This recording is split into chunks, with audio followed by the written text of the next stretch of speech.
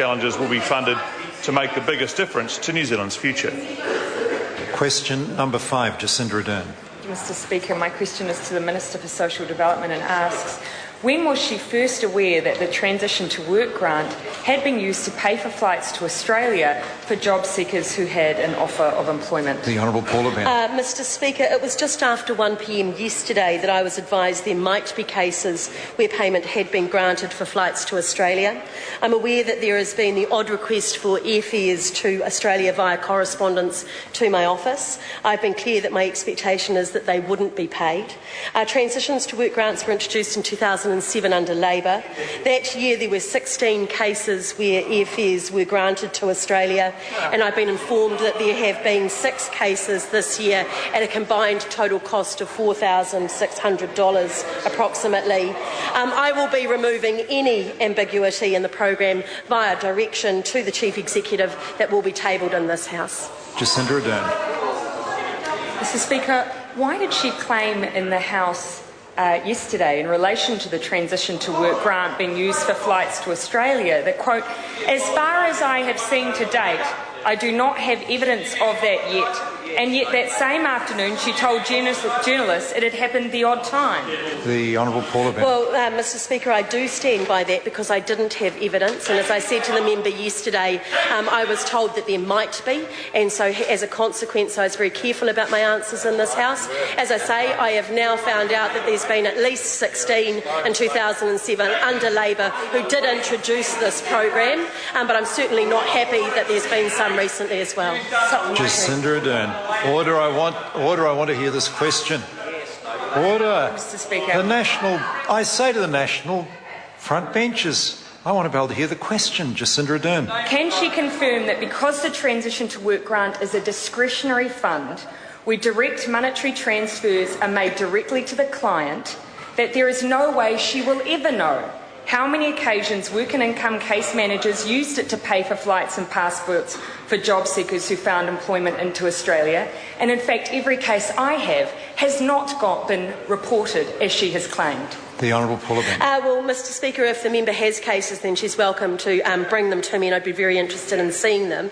As I say, what they have done is, no, there's not a box that they can tick in the system that then can be looked at from head office. What they do, though, is can search the system because people are actually, they still put the information in, they just do it under certain words, so a manual search has been done. As I say, to date we've got at least 16 in 2007, and to date we have 6, certainly that has been in the last year. The Right Honourable Prime Minister. Does the Minister find it unusual the party that set up the fund, used it 16 times in the first year, now finds in opposition that it's opposed to its very own policy it established? The Right Honourable Paula Bennett.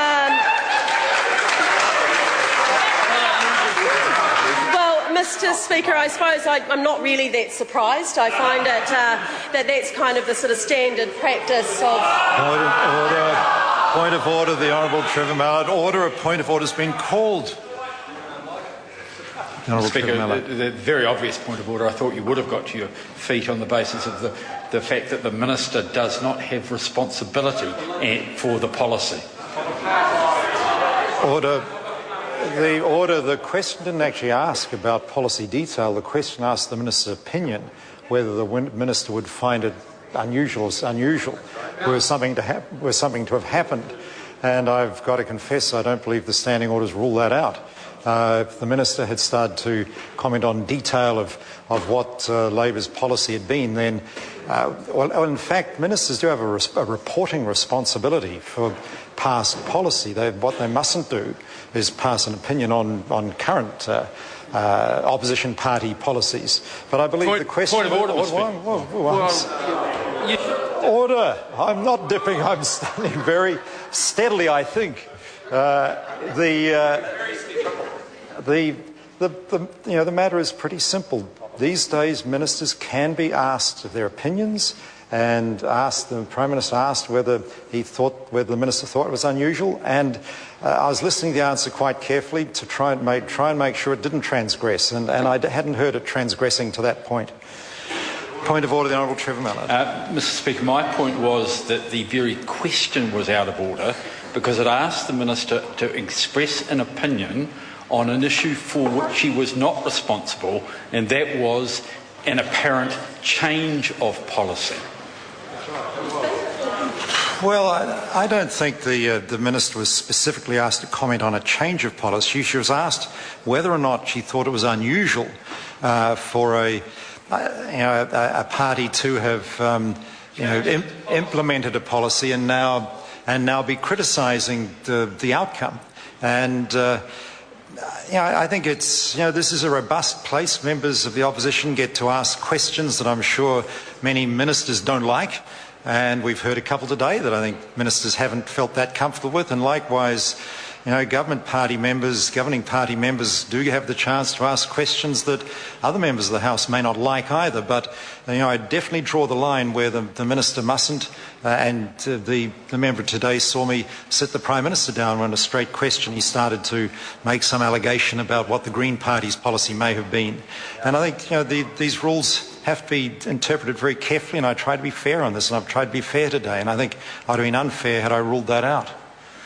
I think, though, the question was answered. Jacinda Ardern, supplementary question. Speaker, can she confirm that a number of the cases she has alluded to under Labor included domestic violence, whereas more recent cases of overseas flights have simply involved a client finding a job? The Honourable Speaking to that, Mr Speaker, is that actually this is the Transition to Work programme. There is other ways that they can get funding to help with those circumstances, but it's not through the Transition to Work programme. And as far as I'm aware and have been advised, those 16 cases were to help people into work in Australia. Jacinda Ardern. Speaker, supplementary to the Minister. Has she examined every single use of the Transition to Work grant? Or I apologise to the member. I need to be able to hear, and there's just too much interjection. Jacinda Ardern. I apologise. Supplementary to the Minister. Has she examined every single use of the Transition to Work grant over the years 2008, 2009, 2010 to date, and can assure the House it has been used as many times as she has told us today? The Honourable Paula Benn. Well, Mr Speaker, the numbers I've given are from 2007 and then recently. No, we haven't gone through every single one of them. But what we have done is looked at airfares. No, well, the member asked about airfares to Australia, and that is what we have looked at, and that's what we've done. We are still going through the file, so I'm welcome to give the member other years as they come up, but we've got 2007 and we've got 2012, 16 under Labor, which quite frankly did introduce this policy with a major hole in it and did nothing to actually fix it. Question number 6, Leo Fa'amulia Asanati Lole Taylor. Thank you, Mr Speaker.